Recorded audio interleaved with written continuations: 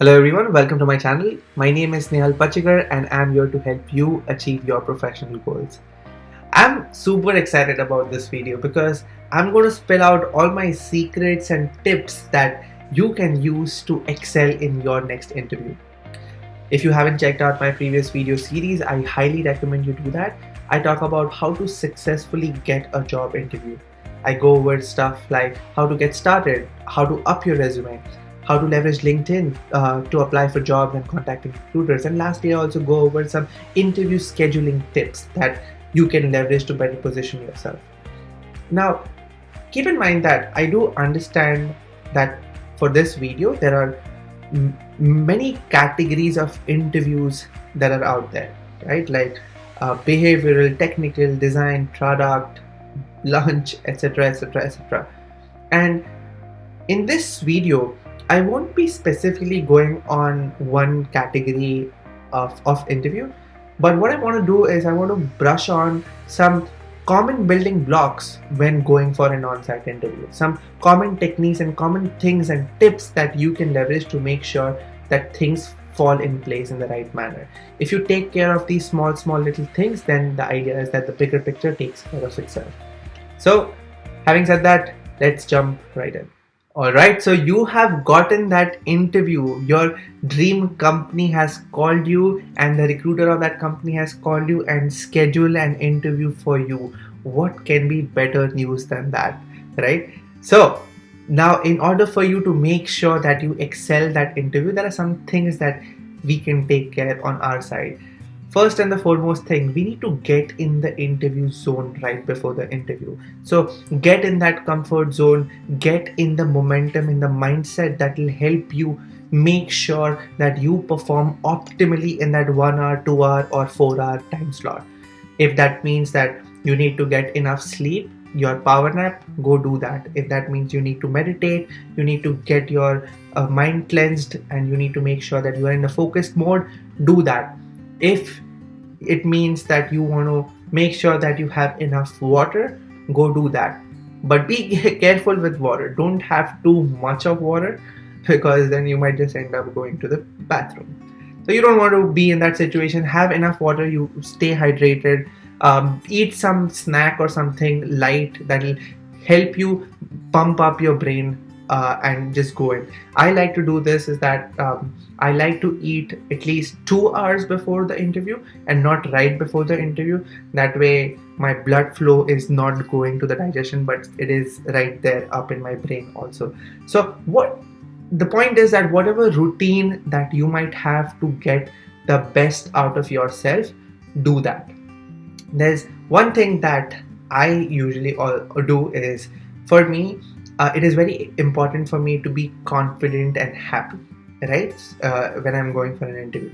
So one thing that charges me up and gets me confident is the attire that I wear, like what I'm wearing. It greatly influences my level of confidence. So one of the things that really work out is just randomly, like a shirt that is like light blue in color or something, right? Like that really gets me going, that makes me happy, that makes me feel confident. So I usually tend to wear clothes that are comfortable, and another is they get the most positive side of me out. All right, so now you and your interviewer are in the same space, and this is the first time when you guys are interacting with each other. One thing which I just like to start off with the interviewer is on a very casual and an informal note. Talk about something other than this interview, something, a common ground, whatever city you are in, like anything. Improvise a little bit. I don't know what exactly might be the right thing to do, but keep it a little bit informal, improvise a little bit, and start on a very light and a casual note. Like break the ice on a very if it is a little bit funnier, good, it sets the tone nicely. Of course, keep it like, don't go on and on this casual note, like don't start talking about your relationships and stuff, but you get the point, right? You want to keep it nice, warm, and on a lighter note to start something off with. Now, as the interviews get started, 98% of the time, interviewer's first question is mostly going to be, tell me something about yourself. And of course, it's an obvious question because they want to know where you're coming from and what is your background, and they want to know something about you, right? Now, keep in mind, as simple as a question this is, I've seen people mess it up a lot. I've interviewed a lot of people at LinkedIn, and I've gotten different variety of answers and the flavors of answers for this simple question. So, how do we answer this question? Let's go in a good structure for it. So, of course, introduce your name again. If there is a correct way or pronunciation that the interviewer might have missed out before, make sure that you emphasize that. Where you are currently working.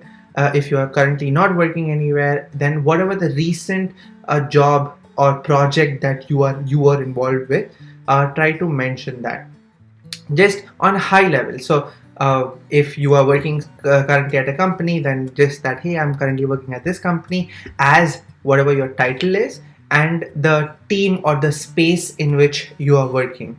And then on a very not too detailed information, just say, like, list down one or two main projects that you are kind of involved in, right? So an example that I would like to usually go with is, so if someone asks me, tell me something about yourself. So hi, my name is Snehal Pachigar. I'm currently at LinkedIn, and I have been at LinkedIn for past 4.5 years now. I'm in the LinkedIn's search team as an Android developer, and I'm designing and developing all the different search Android features in it. There are some few projects that I have worked on in this few years, is the searches autocomplete feature, the search results page, and all the designs and development of its implementation around it. So that's it. You don't have to go in a lot of details. One mistake that majority of the time people do is that they start off and they keep going on and on and on and on and on. You don't do that. Just leave your one or two key points and just settle it. If the interviewer has a follow-up question on some of your project, that is when they'll ask you, oh, okay, so you have worked on this specific project, why don't you tell me something more about it? That is when you actually jump in the details of it. Now, when they ask you specifically on what you do at a company or something, and I've seen this as a very common mistake, that people end up explaining what the company does. They don't explain what you do at that company. So if a company is making a software product or a hardware product, then here, this is what the company does, this is how the revenue is, and this is how they try to sell the product. And here, I'm not interviewing you as the company's representative. We are interviewing you as you. What are your qualities?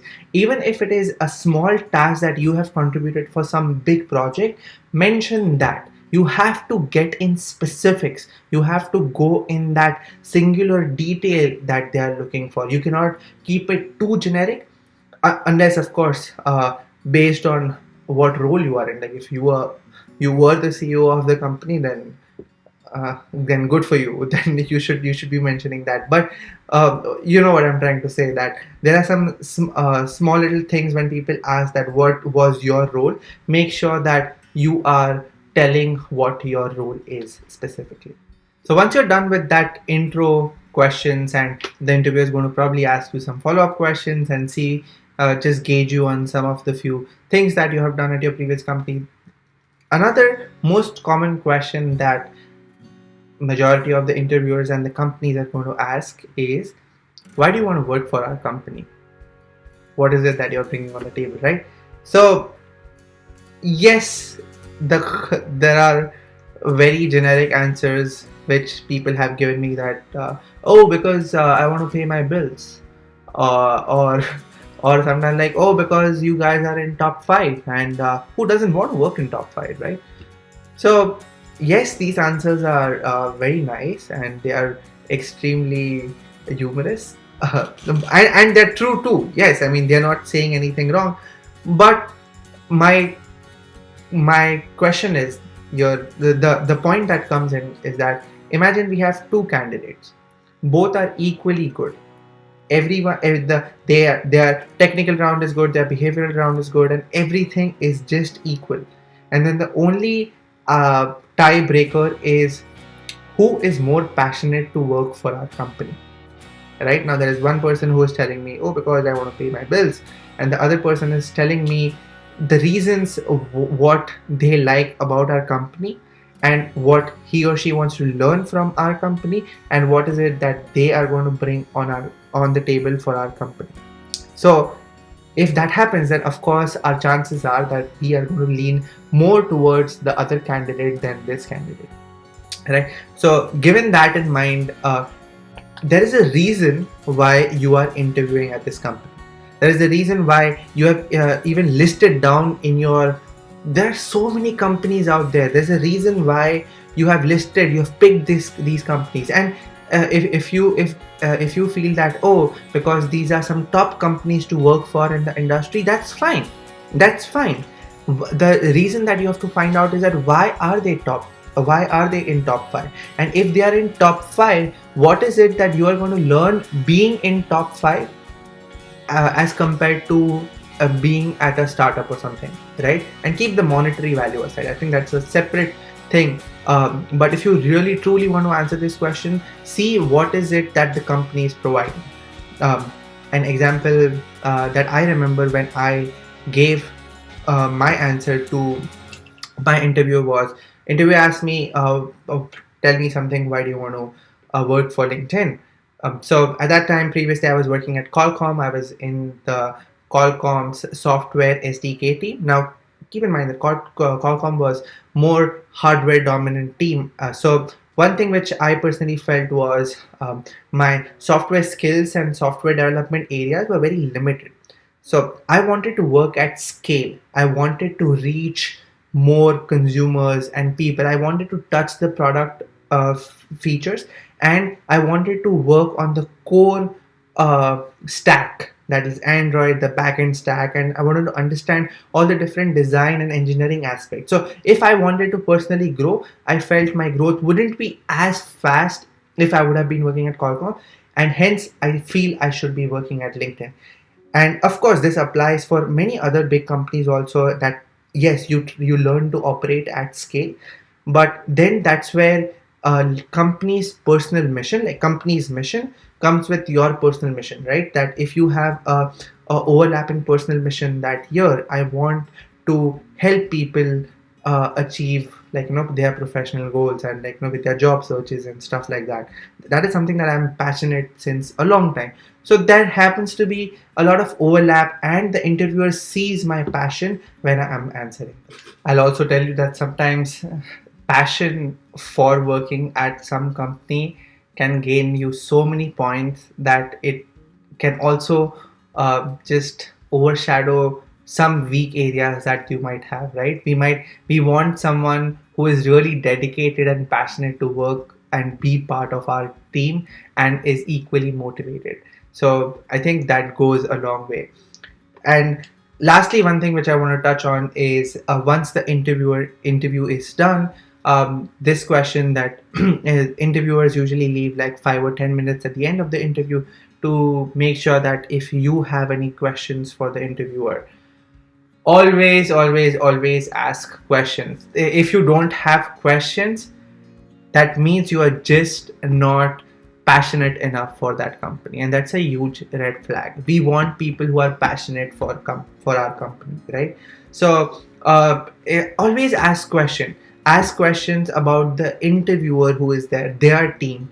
If there is a technology or there is an area, if there is a product that you're interested in, if you are interviewing for design and you want to understand their cycle, how do they operate on some levels, how do they operate on scale. There are so many questions that you can ask, and sometimes I just create a bank of 4 or 5 questions and I just ask back and forth, like, to different companies, right? Because I generally want to know about these 4 or 5 areas about all the companies that I'm interviewing. So make sure that you have that bank or pool of questions ready, and you always make sure that you ask that question. So that were all the tips and tricks that we had for taking the interview. I hope these tips and tricks were helpful to you, and hopefully you benefited from this discussion that we had today. If you have your tips and tricks, please make sure that you do let me know in the comments below. I've also created a discussion section on my YouTube channel, so